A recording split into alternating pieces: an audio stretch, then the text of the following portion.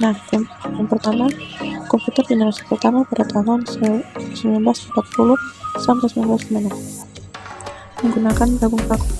Pada generasi ini, komputer pertama kali dibuat menggunakan tabung paku sebagai komponen utama dalam memproseskan data. Tabung paku adalah komponen elektronik yang dapat memperkuat sinyal listrik, tetapi memiliki beberapa kelemahan, seperti cepat panas, ukuran besar, dan konsumsi daya yang sangat tinggi.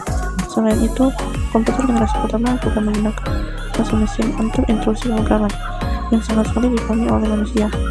Sistem penyimpanannya masih sangat sederhana, seperti kartu berlubang dan pita magnetik. Beberapa contoh komputer generasi pertama yang terkenal adalah ENIAC yang dikembangkan oleh John Prescott Edgecraft dan John Mosley di Amerika Serikat pada tahun 1946, dan Univers 1 yang menjadi komputer komersial pertama yang digunakan untuk keperluan bisnis dan pemerintahan. Yang kedua, komputer generasi kedua pada tahun 1996 sampai 1963 menggunakan transistor. Komputer generasi kedua mulai menggunakan transistor yang menggantikan tabung vakum.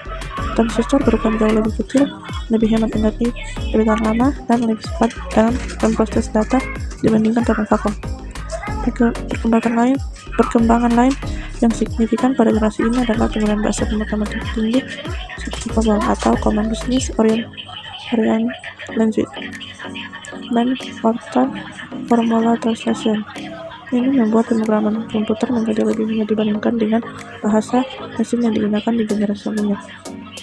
Contoh komputer generasi kedua adalah IBM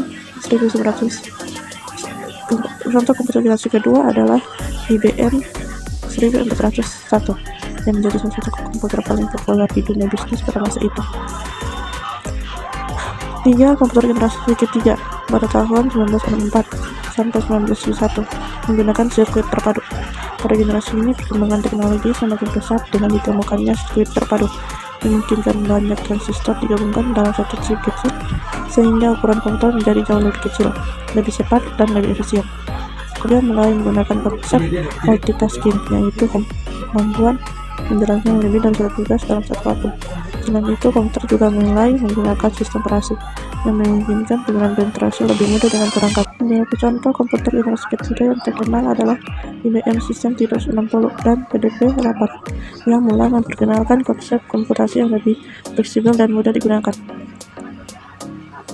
Keempat, komputer generasi keempat pada tahun 1971 sampai sekarang menggunakan mikroprosesor. Komputer generasi keempat ditandai dengan ditemukannya mikroprosesor, yaitu chip kecil yang mengandung ribuan hingga jutaan transistor.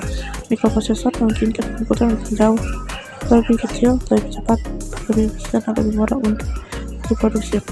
Contoh mikroprosesor yang terkenal adalah Intel M4004 yang menjadi awal dari revolusi komputer modern. 5. Komputer generasi kelima pada tahun sekarang sampai ke masa depan menggunakan kecerdasan buatan atau AI dan komputer kuantum. Komputer generasi kelima merupakan era teknologi yang semakin canggih dengan pengembangan kecerdasan buatan, artificial intelligence atau AI, komputasi kuantum, dan big data.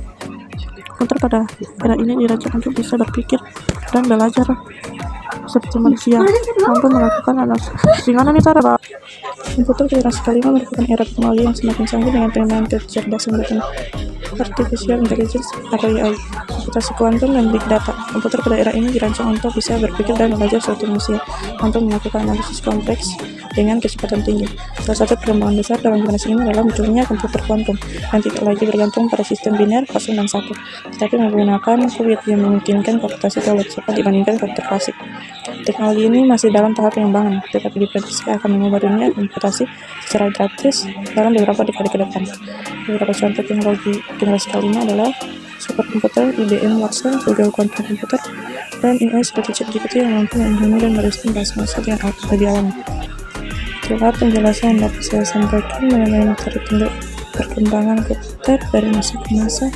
Sekian dan terima kasih. Wassalamualaikum warahmatullahi wabarakatuh.